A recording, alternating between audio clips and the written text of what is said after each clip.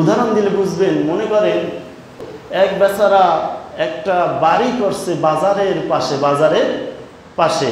তো বাজারের পাশে যে বাড়িটা করলো, খুব খেয়াল দিয়ে শুনবেন, নিয়াইতের কারণে কিভাবে বান্দার আমল নামায় ঘাটতি চলে আসে, ইমানের ঘাটতি চলে আসে। দেখুন, এক বেচারা একটা বাজারের পাশে বাড়ি করছে, যেই বাজারে তো সবসময় নারী পুরুষ আসতে থাকে।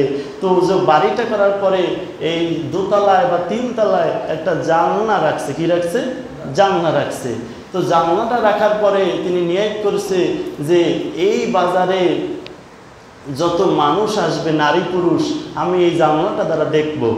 এই নিয়াতটা কিন্তু তার সঠিক না। তার জানলা কিন্তু হয়েছে ঠিকই, কিন্তু নিয়াতের কারণে তার আমল নামায় পাপ আসতেছে। আর এক বেচারা ঠিক ওরকমই আর একটা বাড়ি করে তিনি নিয়াত করছে যে আমি এই জানলার পাশে বসে আলো দিয়ে তারপর আমি কোরআন শরীফ পড়ব। বলেন সুবহানাল্লাহ।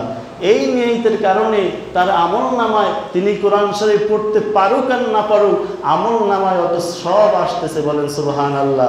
আর যেই বেচারা মানে নিয়াত করছে আমি এই বাজারের পাশের নারী পুরুষগুলো দেখব, তার আমল নামায় কি হইতেছে?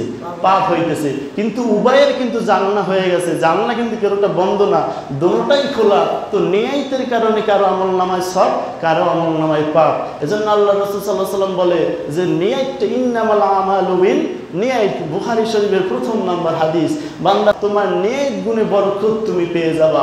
এজন্য কোরবানি দিতে হবে, আপনি বড়টা দেন। আপনাকে বড় কোরবানি দিলে, বড় গরু দিয়ে মানুষে এমনি বলবে যে অমুকে একটা বড় কোরবানি দেন, মানে বড় গরু দ্বারা কোরবানি দিছে।